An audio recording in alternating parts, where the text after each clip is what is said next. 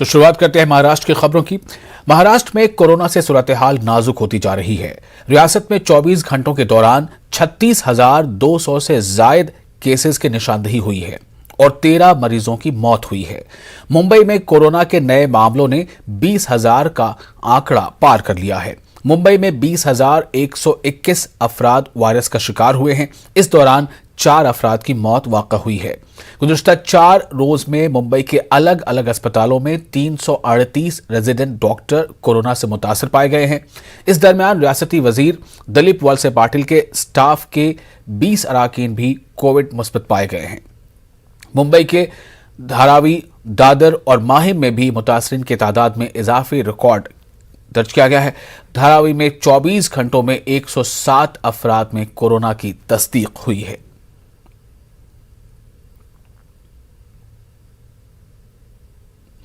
Corona की सूरत हाल पर मुंबई की मेयर किशोरी पेडनेकर ने कहा है कि अभी कोरोना लॉकडाउन को लेकर कोई फैसला नहीं हुआ है। उन्होंने कहा कि केसेस पर काबू पाने के लिए सख्त इक़दाम किए जा रहे हैं।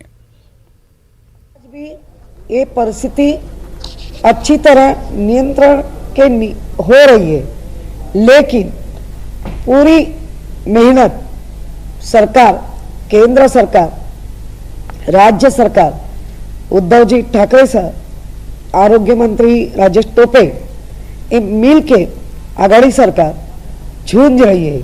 लेकिन मुझे आपके माध्यम से लोगों को कहना है कि 17,000 के ऊपर एसिम्टोमेटिक अति सौम्य लक्षण, इसका भय करके हम बिंदास नहीं हो सकते। आज भी इतना होने के बाद भी, लोगों को मीडिया की तरफ से अवेयरनेस देने के बाद भी, महानगर पालिका के हर एक ऑफिस से अवेयरनेस देने के बाद भी, आज भी लोग मार्केट, भाजी मार्केट, मॉल या रेलवे या बीएसटी, इसमें खुले आम बिना मास्क के प्रवास करते जाते हैं। लॉकडाउन तो किसी को नहीं चाहिए, लॉकडाउन नहीं चाहिए तो निर्बंध जो दिए गए, नियमावली दी गई है, वो पूरी तरह फॉलो होनी चाहिए। और वहीं काबीना वजीर नवाब मलिक ने कहा है कि हुकूमत की तरफ से जारी करदा गाइडलाइन पर आवाम को पाबंदी से अमल करना चाहिए। मलिक का कहना है कि केसेस में कमी तभी आएगी जब कोरोना एसओपीज पर तमाम लोग संजीदगी से अमल करेंगे। कोविड के आंकड़े लगातार महाराष्ट्र में बढ़ रहे हैं, लेकिन हॉस्पिटलाइजेशन उतनी संख्या में नहीं है। विशेषकर मुंबई शहर में 20,000 से ज़्यादा आंकड़े सामने आ रहे हैं। प्रशासन, चाहे महानगर पालिका का हो या जिला प्रशासन हो, सब लोगों ने इंतजाम किया है। घबराने जैसी परिस्थिति नहीं है, लेकिन जो नियम सरकार ने बनाए हैं, लोगों की जिम्मेदारी बनती है उसका पालन करें, भीड़ को टालें। शादी ब्याह हो, राजनीतिक कार्यक्रम हो, धार्मिक सामाजिक कार्यक्रम हो, उस पर प्रतिबंध लगाए गए हैं। सार्वजनिक ठिकानों पर भीड़ रोकने का प्रयास किया जा रहा है। जनता कोशिश करे, जो नियम है उसका पालन करे, तो हमें लगता है परिस्थिति पे नियंत्रित किया जा सकता है।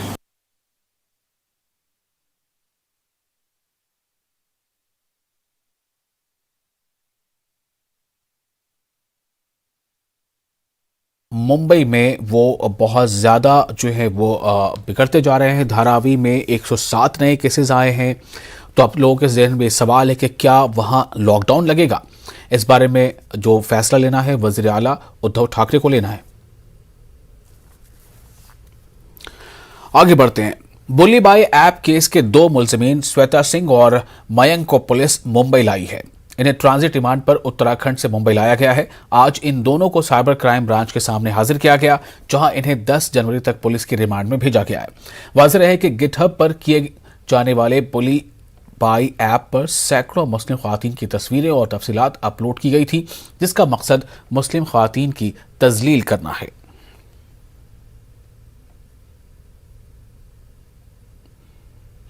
तो बुलीबाई ऐप के जरिए सोशल मीडिया पर मुस्लिम ख्वातीन के तज़हीक पर मुख्तार अब्बास नकवी ने कहा कि मुस्लिम ख्वातीन हो या किसी भी मजहब की ख्वातीन, इनकी तज़हीक करने वालों को बख्शा नहीं जाएगा।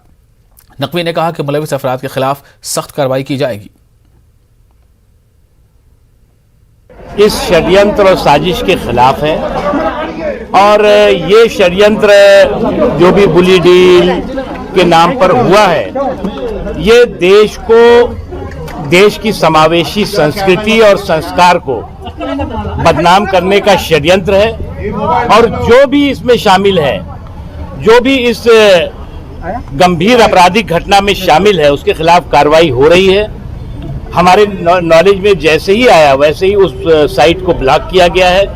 इसमें मुस्लिम महिलाओं का ही नहीं बल्कि किसी महिला के साथ इस तरह का अपमानजनक आपराधिक कृति अनएक्सेप्टेबल है। तो पहले सुल्ली डील और अब बुली बाई ऐप के जरिए खवातीन की तस्हीक करने के मामले में सबसे पहले औरंगाबाद से आवाज उठी थी। औरंगाबाद शहर की एडवोकेट अस्मा शेख ने इस मामले में कौमी खवातीन कमीशन से शिकायत की थी।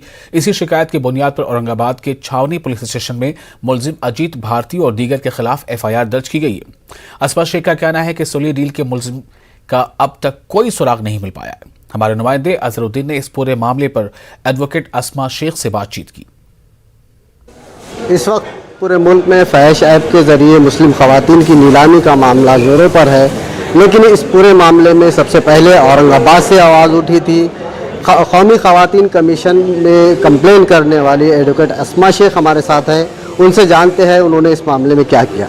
जी मैडम, आपने क्या कंप्लेन की थी और उसका क्या असर हुआ? जुलाई 2021 को सुल्ली डील्स ऐप बोलकर ऐप सामने आया था, जिसमें जो प्रोफेशनल महिलाएं हैं, जो पढ़ी लिखी महिलाएं हैं, उनके सोशल मीडिया अकाउंट से उनके फ़ोटोज़ बिना उनके परमिशन के लिए गए और उस ऐप में उसका इस्तेमाल किया गया बिडिंग लगाने के लिए, उनकी बोली लगाने के लिए। तो वो ऐप के बारे में, वो ऐप तो उस वक्त डिलीट कर दिया गया था कंप्लेंट्स के बाद में, जो विक्टिम्स थे उनके। लेकिन बाद में भी उस ऐप का समर्थन करने के लिए, उस टाइम में भी उसका समर्थन करने के लिए एक ट्विटर अकाउंट से अजीत भारती इन्होंने उस ऐप को शेयर कर दिया था। उनके खिलाफ में मैंने राष्ट्रीय महिला आयोग में शिकायत दर्ज करवाई थी कि उनके ऊपर कार्रवाई की जाए। आपने जो शिकायत दर्ज करवाई थी उसका असर क्या हुआ? 6 महीनों तक तो उसमें कोई कार्रवाई नहीं हुई। मैंने बार बार राष्ट्रीय महिला आयोग से फॉलोअप लिया। उसके बाद में उन्होंने पुलिस कमिश्नर को कुछ दिन पहले यहाँ पे फॉरवर्ड कर दिया कि आप इसमें इन्वेस्टिगेशन कीजिए। औरंगाबाद के पुलिस कमिश्नर ने, मैंने उनको ये सब वाकया पूरा समझा के बताया, पूरे एविडेंसेस उनको दिखाया। उसके बाद में उन्होंने FIR रजिस्टर करवाया। इसका मकसद सिर्फ एक ही है कि मुस्लिम ख़वातीन की जो भी एजुकेटेड है उनकी आवाज़ दबाने की कोशिश की जा रही है, और ना कि सिर्फ मुस्लिम ख़वातीन, एक तरीके से महिलाओं को इस तरीके से जाति और धर्म के आवाज़ पर उनकी आवाज़ दबाने की कोशिश की जा रही है, क्योंकि वो एक सिर्फ महिला है।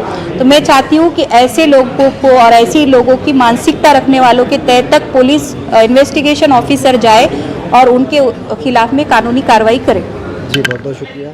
इनका साफ कहना है कि ख़वातीन के ताल्लुक़ से जो गलत इश्तियाल अंगेज़ और फहश वेबसाइट बनी है उसके ख़िलाफ़ सख्त कार्रवाई होना चाहिए। अज़हरुद्दीन, न्यूज़ 18 उर्दू, औरंगाबाद। मरकजी वजीर बराए अक़लियती उमूर मुख्तार अब्बास नकवी ने आज मुंबई की हाजी अली दरगाह पर हाजिरी दी और दरगाह पर चादर का नजराना पेश किया। नकवी ने वज़ीर आज़म नरेंद्र मोदी की हिफाजत और सलामती और लंबी उम्र के लिए दुआएं की। उन्होंने कहा कि गुज़श्ता दिनों जिस तरह PM मोदी की सिक्योरिटी के साथ खिलवाड़ किया गया, इसके पेश नज़र इनकी हिफाजत और सलामती की दुआएं मुल्क भर में की जा रही हैं।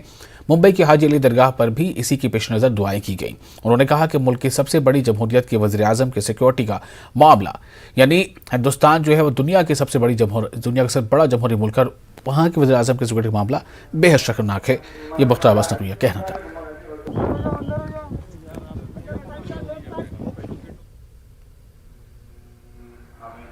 प्रधानमंत्री नरेंद्र मोदी जी की सेहत और सलामती और लंबी उम्र के लिए, मुल्क में अमन और चैन के लिए मैंने यहाँ पर हाजी अली दरगाह में हाजिरी दी। अफसोस की बात है कि आपराधिक साजिशों से परिवार तंत्र, लोकतंत्र को हाईजैक करने की कोशिश कर रहा है, और dynasty trying to destroy democracy by the criminal conspiracy. और किसी भी देश में जनतंत्र से बड़ा कोई भी व्यवस्था नहीं होती, और मेरे देश में आज की तारीख में एक जनतांत्रिक और लोकतांत्रिक नेता हैं। न सिर्फ वो हिंदुस्तान बल्कि पूरी दुनिया कि शांति सौहार्द के आइकॉन बने हुए हैं और उनके ऊपर किसी भी तरह की साजिश या षड्यंत्र हमेशा नाकाम होता है और होगा। ये पूरे मुल्क का, हर कौम का, समाज के हर हिस्से का ये संकल्प भी है।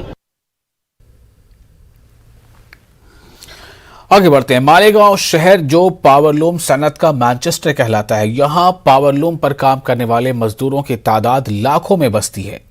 इस शहर में कोरोना की पहली लहर ने हलचल मचाई थी और शहर को रियासत महाराष्ट्र की सतह पर कोरोना का हॉटस्पॉट बनाया गया था। यहां दूसरी लहर के अख्ताम और अब तीसरी लहर की शुरुआत में कोरोना मरीजों की तादाद बहुत कम दर्ज की गई है। इसकी वजह जानने और समझने के लिए आम आवाम समेत सरकारी महकमों के आला अफसरान और माहिरीन में तजस्सुस और दिलचस्पी है।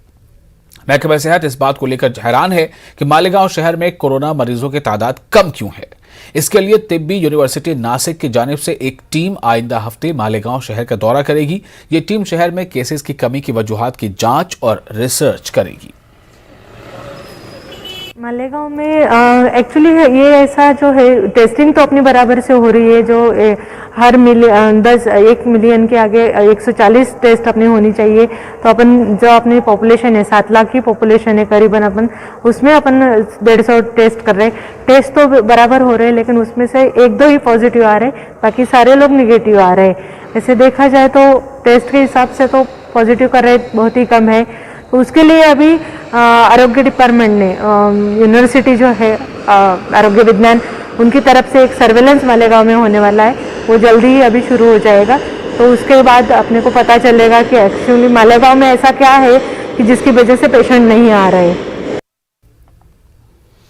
आगे बढ़ते हैं। भिवंडी में गुज़िश्ता 24 घंटों में आगजनी की 2 मुख्तलिफ वारदात में लाखों रुपए के सामान जलकर खाकस्तर हो गए हैं।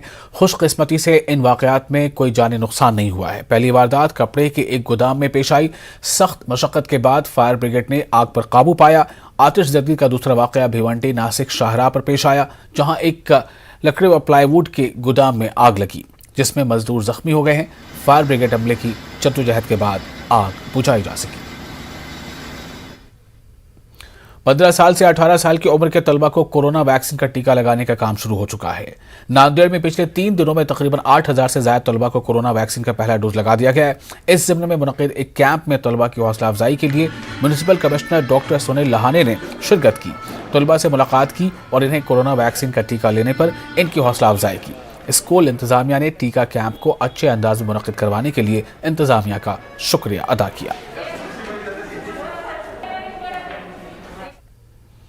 भिवंडी में एक इस्लाह माशरा प्रोग्राम का इनेकाद किया गया, जिसमें बच्चों के तालीम के साथ साथ इनकी तरबियत किस तरह की जाए, इस पर माहिरीन ने इजहार ख्याल किया। माहिरीन ने वालिदैन पर जोर देते हुए कहा कि औलाद आला तालीम याफ्ता हो लेकिन इनमें अखलाक और दीन की समझ न हो तो ये आला तालीम समाज और खुद इनके लिए किसी काम की नहीं।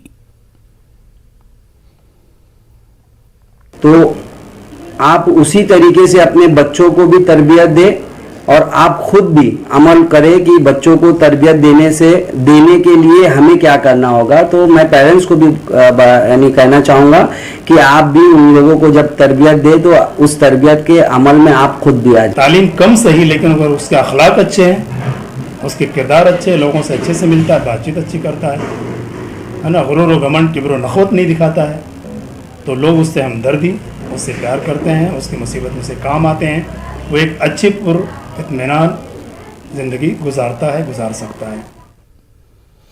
चिश्तिया सिलसिले के सूफी बुजुर्ग हजरत सैयद शाह नूर हमूई की उर्स तकारीब का आगाज 8 जनवरी से हो रहा है। औरंगाबाद के उस्मानपुरा इलाके में वाक़ा शाह नूर मियाँ दरगाह में उर्स की तमाम तर तैयारियां मुकम्मल कर ली गई हैं। दरगाह कमेटी के जिम्मेदारों का कहना है कि गाइडलाइन का पूरी तरह पास रखा जाएगा। अमरावती के मुस्लिम अक्सरियती इलाकों में तिब्बी सहूलियात न होने की वजह से शहरियान को काफी परेशानियों का सामना करना पड़ रहा है। शहर के मुस्लिम अक्सरियती इलाके में बाओपीडी सेंटर शुरू किया गया है। इस मांग को आज हम भारत के लोग नामी तंजीम की जानिब से कमिश्नर को एक मेमोरेंडम पेश किया गया।